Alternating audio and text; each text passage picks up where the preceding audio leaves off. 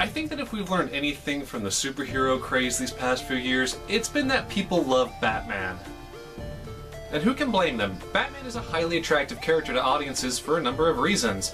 The gothic style, the darker, more edgy storylines, and that, unlike many superheroes, Batman is just a human like us. However, with over 20 films, including the animated features, prominent roles in dozens of TV shows, and 27 video game tie-ins, along with an absurd number of comic spin-offs, I feel compelled to ask one kind of uncomfortable question. Is Batman being overplayed? From a business standpoint, I can't blame DC for making him their workhorse. After all, movies like Green Lantern and Man of Steel didn't exactly get the numbers they needed in terms of money or ratings.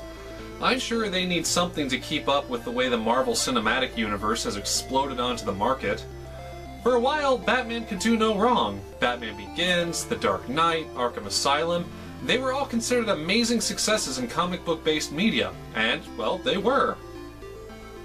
As with all of these kinds of things, though, you have to wonder how long it can last, and for me, the cracks and faults began to appear in The Dark Knight Rises.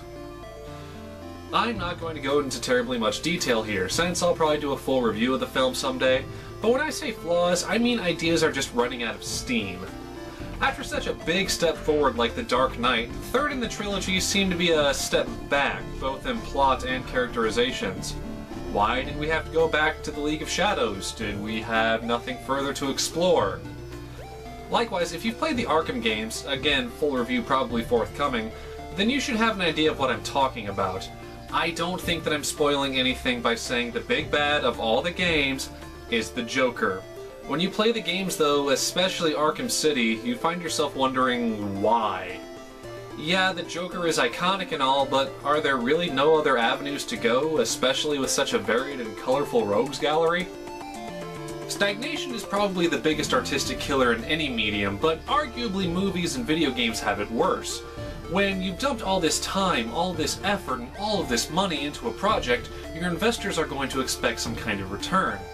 Playing it safe is highly encouraged, though you have to wonder, does that playing it safe devalue the interest in even something like Batman?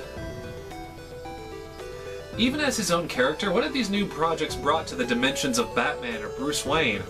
Batman Begins and The Dark Knight kind of added their own things, having him struggle with questions of ethics and responsibility, and Arkham Asylum had those awesome segments with the Scarecrow's fear gas where he went into an introspective view of his own deepest fears. But don't look for much of this stuff in Dark Knight Rises or the other Arkham games. Now what does this have to do with my point? Well, there are two reasons to make a new product with a popular character. The first is because you think you can bring a new dimension to the person, or that you can do something new with the story. The other reason is just for the fact that it is a popular character, and you know that people will probably throw money at it even if you give them the same rehashed stuff they've already seen. While the Nolan trilogy started operating under the bring something new logic, by movie 3 it had settled into its popular safe routine. The games were similar, with Arkham Asylum focusing more on the horror element of the universe. But by Arkham City it had pretty much just become people like Batman and they like Harley Quinn dressed as a hooker. So at the end of the day, what do we do about this? How do we keep Batman a unique and interesting character if we keep putting him through the same tired, repetitive routine? Option 1, of course, would be to find a new element to bring in, or to focus on, be it an aspect of Batman himself, of Bruce Wayne, of a villain, or of Gotham City. Taking risk is an unavoidable part of keeping things fresh, and in the best case scenario, that's what we would do. The other option, and I know it's going to be unpopular, is to just let Batman lay low for a bit. Take the focus off him for a while.